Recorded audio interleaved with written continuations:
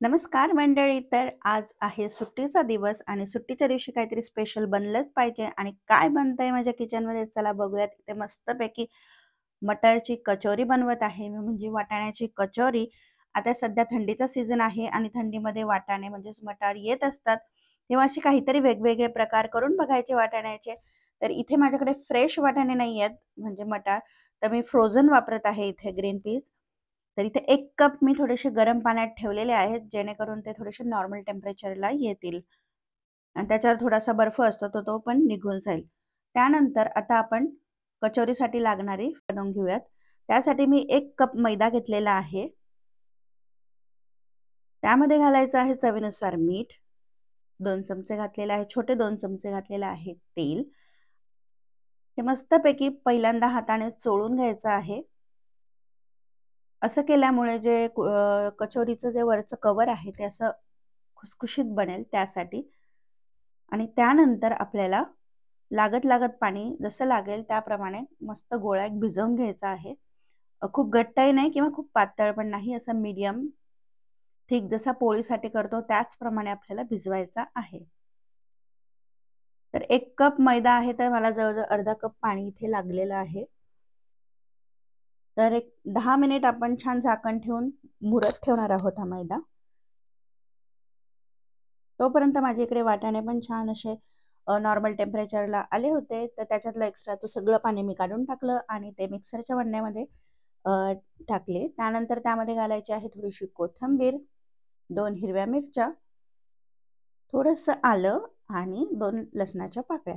लसणाच्या पाकळ्या नाही घातल्या तरी सुद्धा चालेल. आता हे मिश्रण आपल्याला जाडसर बारीक वाटून घ्यायचं आहे. खूप बारीक पेस्ट नाही बनवायची. त्यानंतर मी एका पॅनमध्ये घेतलेला आहे 1 चमचा तेल. त्यामध्ये घातलेलं आहे 1 चमचा जिरं.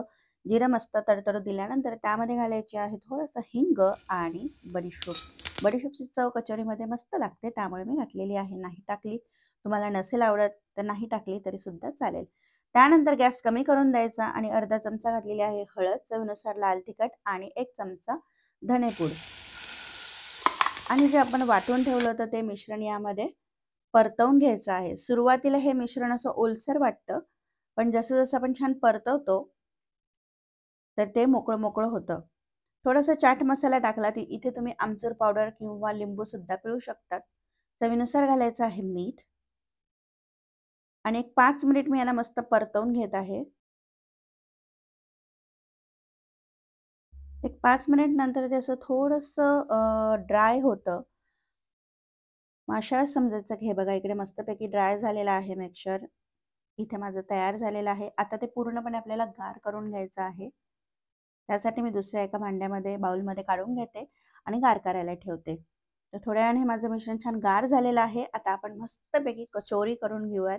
तर थंडीच्या दिवसामध्ये असे मस्तपैकी गरमागरम पदार्थ खायला खूप मज्जा येते आणि त्यात सीझनल असतील तर अजूनच बेस्ट. तर आता मी इथे छान कणिक मुरलेली आहे. आपला मैद्याची कणिक त्यातला थोडीशी मळून घेतली मी आणि 5 मिनिटं मळायची आणि एक गोळा असा तुम्हाला जेवढी कचोरी करायची आहे तितका गोळा काढून घ्यायचा आहे. एकतर तुम्ही हाताने छान त्याला स्प्रेड करा किंवा हलकं-हलकं लाटण्याच्या मदतीने लाटू शकता. खूप बारीक नाही ठेवायचं, मीडियम थिक असं ठेवायची आहे पोळी ती. आणि 1 चमचा घातलेलं आहे मी मिश्रण व्यवस्थित हाताने दाबून घ्यायचं आणि एकतर अशा कडा सगळ्या सगळ्या बाजूने दाबत-दाबत त्याला सेंटरला आणायचं किंवा मग जसं आपण मोदक करतो त्याप्रमाणे त्याला बंद करायचं आहे. दोघी साइडने छान बंद म्हणजे एका साइडने बंद करून घेतलं, दोघी साइडने छान असं दाबून घ्यायचं. अगदी हलक्या हाताने लाटण्याने अगदी एक लाटणं फिरवायचं आहे. मस्तपैकी कचोरी तयार होते. त्याचप्रमाणे दुसरी पद्धत दाखवते. इथे मी लाटण्याने एक छोटीशी पुरी लाटून घेतलेली आहे जाडसर. त्यामध्ये घातलेलं आहे मिश्रण. ते 1 चमचा घातलेला आहे. तर साधारण माझ्या 6 कचोऱ्या इथे झाल्या होत्या. हे बघा मी अशा पद्धतीने त्याच्या कडा मी प्रेस करून घेते आणि बंद करते. आणि एक्स्ट्राचं तुम्ही एक तर काढून घ्यायचं गोळा किंवा मग त्यालाच असा दाबून द्यायचा आहे. हे बघा अशी मस्तपैकी दुसरी पण माझी तयार झालेली आहे.